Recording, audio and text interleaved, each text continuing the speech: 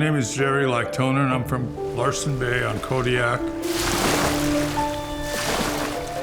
I was born in Kodiak, but I lived in Larsen Bay most of my life in a commercial fishing family.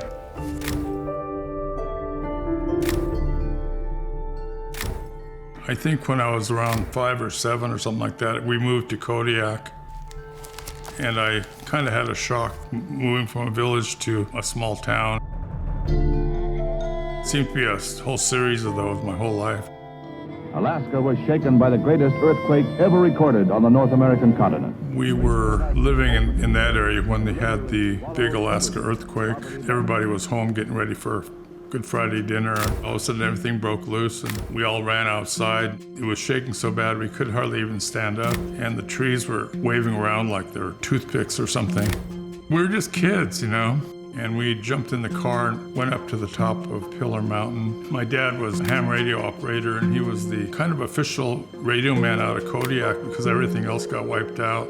I mean, it must have been scary, I guess, but I remember we thought it was kind of fun too. I was commercial fishing every year, every summer, just as a crewman, maybe 12 years old on up. I was fishing with my different aunts and uncles. That's the only thing I knew, you know. It's kind of a fun lifestyle, quite a bit of freedom and lots of adventure. In my family, my 2 uncles were skiff builders. They actually designed their own skiffs and their own systems for making them. And looking back on it, it was a very artistic thing they were doing. They were famous for that, actually. Sometimes when I was out fishing on the boat, I would be drawing things, you know, doing artwork that way. When I was a senior in high school, I bought my own gear and I went fishing on my own. It was kind of laughable, really, but we actually went out fishing and caught fish. That was the good old days. We didn't know anything about our cultural heritage. Culturally, we went from native culture to a Western culture based on the salmon industry, so it was very much westernized.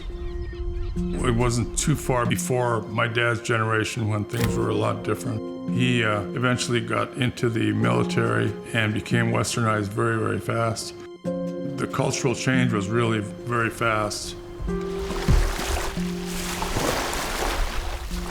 I bought a boat, a little bit bigger boat, 34-foot boat, and never did have a big season. We had the Exxon Valdez oil spill, and all of a sudden we weren't allowed to go fishing, and we didn't get to catch any fish at all that year. But we were allowed to go and clean up the beaches and stuff like that, which was something that needed to be done, I guess. I was married. Well, we ended up with 4 girls living in Kodiak. I was trying to figure out how to make a living at fishing, and it wasn't working out. The price of salmon went down really bad because of the oil spill. I tried various things, but I just wasn't cut out for them, you know, like working in a warehouse, or I worked out at the Coast Guard base for a while.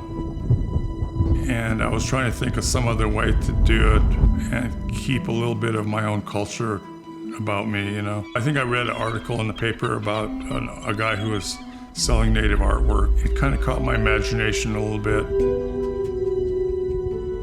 Decided to try and see if I could make something and sell it, you know, because they just had opened up the Alutiiq Museum and there was a store there.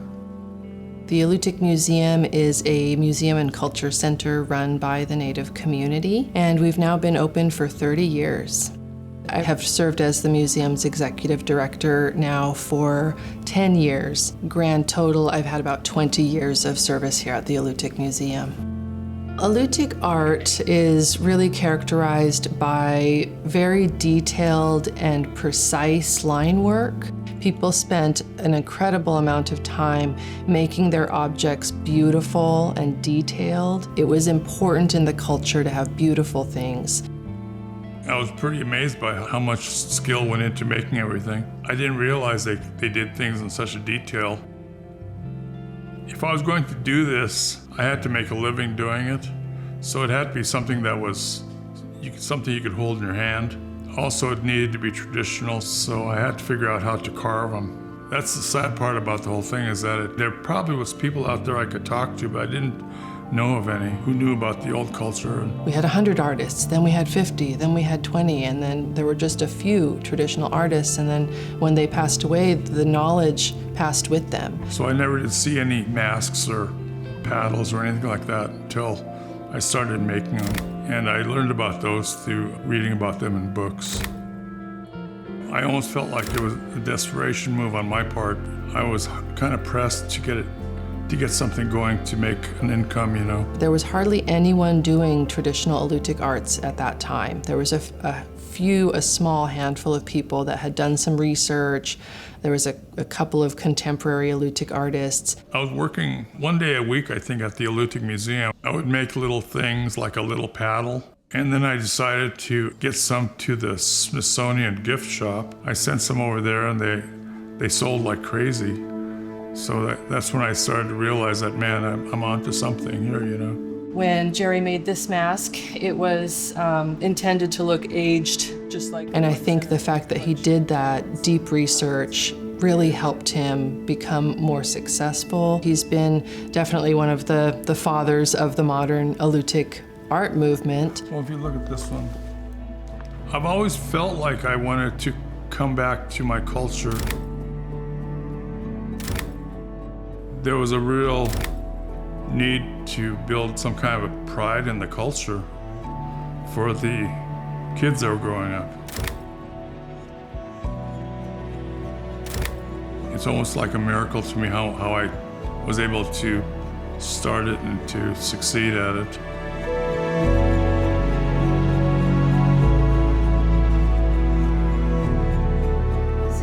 One of Jerry Laktonen's rain masks, and it was made in 2009. My name is April Laktonen Counselor, and my Alutiiq name is Ishik. My dad is Jerry Laktonen, and he is a well-known Alutiiq artist.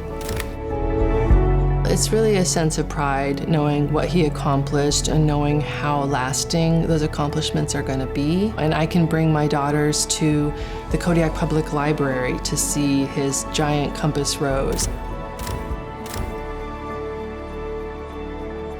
I can bring my daughter to the Smithsonian and show her his pieces in this national level museum so that they always know, like, they're descended from some really smart and talented people. It's a cool feeling. It's like, yeah, that's my dad.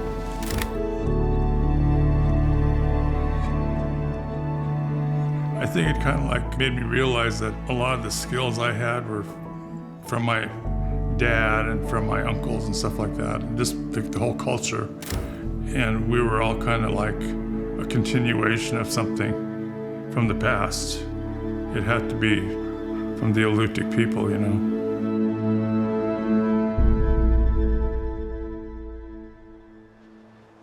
Because his becoming an artist was really kind of connected to the devastation of the Exxon Valdez oil spill, Joe Hazelwood had become such a character in our town, our archipelago. In a way, I wanted to make a mask of Joe Hazelwood because at that time we were kind of like down on Joe Hazelwood.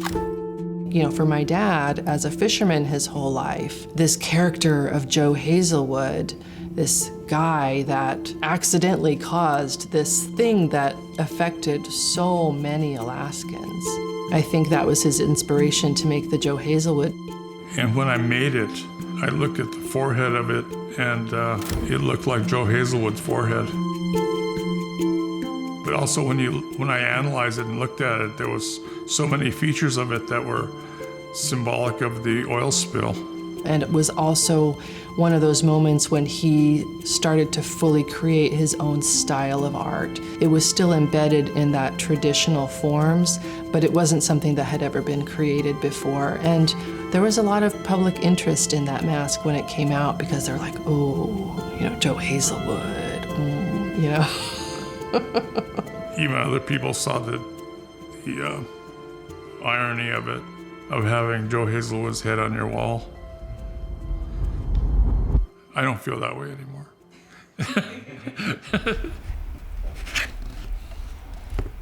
This detailing, I've always struggled with it around the eyes. This is kind of tricky because both sides are supposed to be kind of symmetrical. I would characterize his work as continuing the ancestral legacy of really detailed, perfect lines, spending the time and the concentration to get it right.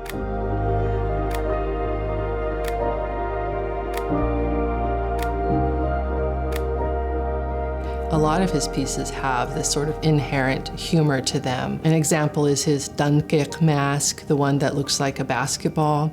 You know, growing up, me and my sisters, we were all little dribblers. My dad loved basketball. So basketball is a big part of my life. I was coaching it too, and also I was playing City League in Kodiak. If you look at the face of it, it's textured like a basketball. I put little drops of paint on it.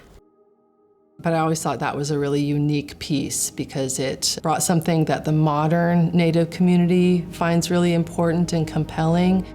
And the more you know him, the more you see him in his art.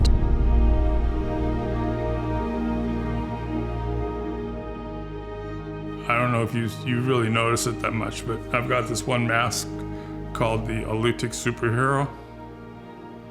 And when I designed that, I designed it as a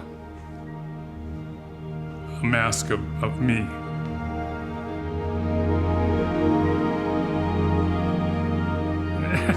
I don't mean to sound like I'm a superhero, but it was like the spirit of trying to come back and create something to inspire people.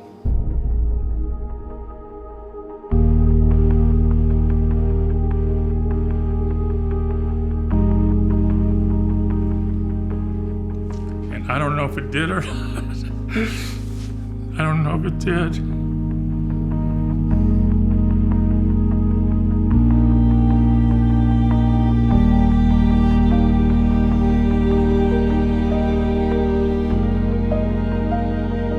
One thing we say is that there's numerous pathways into the culture. For my dad, it was clearly art, and it continues to be. Ever since our culture became in a state of revitalization, we now really treasure the artists, the culture bearers, the fluent speakers. Those people are our bridge to that traditional culture that we are so hungry to reconnect to. So when I found out that he was receiving the Distinguished Artist Award from Rasmuson, I was really thrilled. I was like, this is something that is gonna make him feel so good about his career, something that goes down with his legacy as an achievement around the entire state of Alaska, that he deserves that recognition. And so I'm just so proud.